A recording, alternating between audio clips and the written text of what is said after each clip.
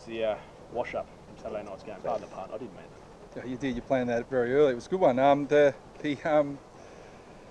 Yeah, we thought the Gold Coast were better in the contest than us. We thought they worked harder across the contest, and I thought our effort in the contest was good.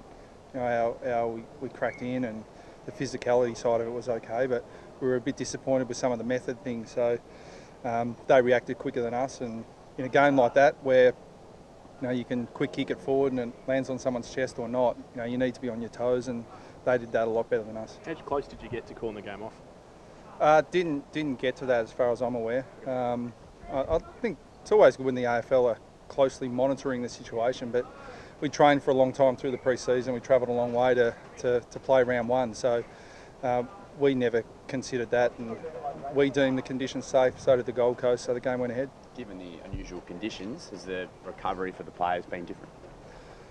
Not really. I mean, the players have actually pulled up pretty well. And we were conscious that we had a 6-day break going into Good Friday, and we wanted to get the players really well prepared for that. But we'll do a light session today, but really the conditions won't play a part in how well we perform on Friday, and 6 days is plenty of time to recover between games of footy. Just staying on that theme, given it was such a different playing scenario that you normally have, did you learn anything new about any players or any of the way, your style or anything like that? Not really. I mean, it's a game that, I mean, if we look at it, the Gold Coast had 3 games in similar, although not as bad conditions as that. So, if I were in their position, I'd be thinking it was really good prep for round one, but not the prep we want for the rest of the season. So, I think it's been a challenge for them in their pre-season, as it often is up in Queensland, and certainly North Queensland at that time of year.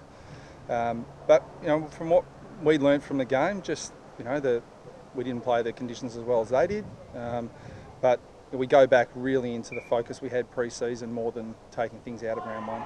Well, is it hard, I mean, in terms of preparation for this week, Etihad, Brad, totally different sort of scenario. Yeah. Is it hard to sort of, that preparation not ideal for this game? Not really, because we trained all pre-season for I suppose more normal footy conditions. So, we don't just throw out all the stuff we've done in the pre-season just because of one game. So, we think Etihad's our home ground. We're looking forward to playing there. What happened to the Sean Higgins goal that wasn't in the second quarter? Yeah, look, I mean, Higo clearly thought it was a goal, given he was running back to take his position in the midfield. But it was really simple on the night. I just said to the guys, let's move on. Clearly, the goal umpire thought it was a point. Otherwise, he would have called for a review. So we just moved on really quickly, and we haven't reviewed it or sought clarification. I mean, it was given a point. It wasn't reviewed. So we move on. Should it have been reviewed? Well, it's up to the umpires to discuss that. I mean, I'm not going to get involved. I mean, all I thought was that if the umpire clearly thought it was a point, good on him for sticking to his convictions. What do you make of St Kilda's all-round performance and, I suppose, the change of structure personnel? Yeah, well, I suppose the 2 big ones with Rewalt and Montagna, they're some significant changes to their team, but largely the rest of it is not too dissimilar. I mean, those 2 guys have been great players for them for a long time, but the opportunity in the void that's left gets filled pretty quickly by players who are hungry for an opportunity, and I thought they've continued on the style that they played in previous years and probably kicked it up a notch. So they were pretty impressive with their ability to go forward against Brisbane, and they scored pretty easily at times. So, and that was against Brisbane, who have really worked on their defence.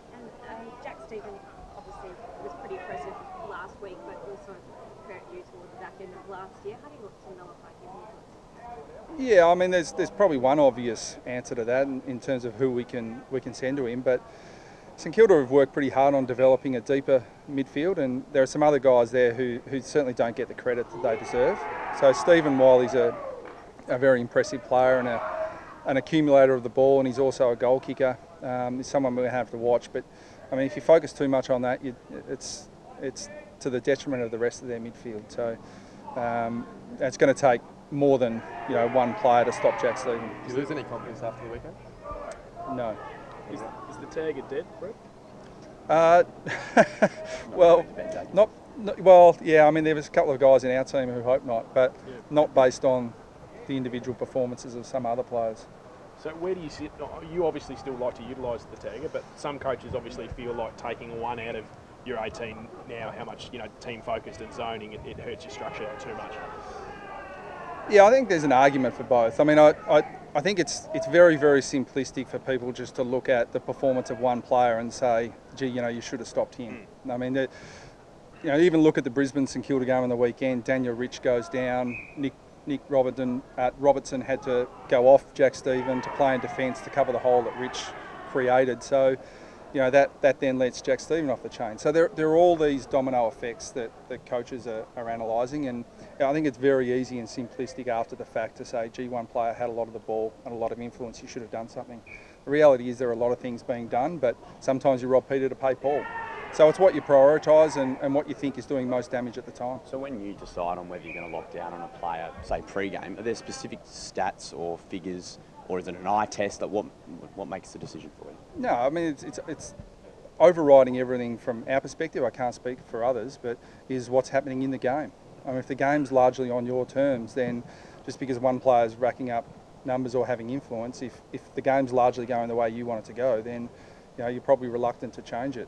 But if it's not going your way, then you need to look at the key things that are influencing, and that can be more than just one player. Saints at 3 talls, Brad. Will you look to bring an extra tall down in defence? Yeah, it's something we'll certainly consider, Nick. I mean, St Kilda for one of the JLTs just went with the 2 tall forwards, and the 3 were very effective on the weekend. So we've got to make sure that we've got cover to support that, and I think Steve Hocking has allowed us to pick 4 emergencies now, which gives us a bit more flexibility in selection. So we'll certainly pick some extra talls in our squad and then make a decision late. Majak and Ben Mackay, they probably 2 of the leading candidates, I imagine? Yeah, and a few others. I mean, Madge travelled as an emergency, so he's fresh and ready to play. And Ben Mackay had probably his best game in defence at North Melbourne last week. So he's hungry for an opportunity, and he's a real competitor and someone we'd like to get into our team. What about the occasion of this weekend? How important is it for the club? Yeah, it's a massive occasion for our club. I mean, we fought for decades to play this game. Last year was a raging success, other than the narrow loss that we experienced. But no, it's huge, and we want North Melbourne people to really get behind this game and make it a permanent fixture for us, because we've been the ones who have been on the ground doing a hell of a lot of work with the Royal Children's Hospital and making sure that this is more than a game. It's more than just a game of footy. It's about a bigger picture, and they're always very emotional days. I mean, whenever kids are brought into the equation, it's emotional. But when you're talking about sick kids who, through no fault of their own, are going through really tough times, I think it's incumbent on not just the AFL community but the whole community to get behind and support those kids. Mason Wood probably externally, Brad, was a surprise omission for round 1. Where's he sort of at with his footy at the moment?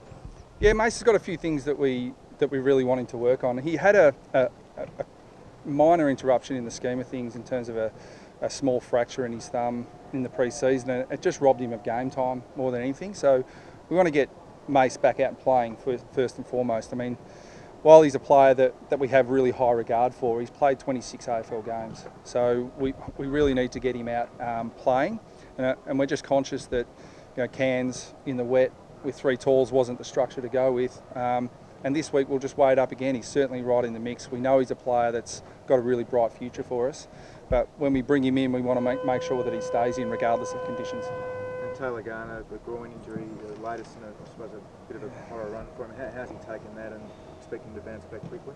Yeah, he's taken it with great disappointment, as anyone could completely understand, given his injury history. So no, it's disappointing. I mean, the medicos are saying it's only going to be a very short stint on the sidelines. But again, he's a player that we just have to make sure that we take every precaution with, and when he comes back to play, that he plays long stints. He probably thought last year he was out of the woods, playing a really good, consistent, top 10 in the best and fairest year last year. But we just can't take any risks with him.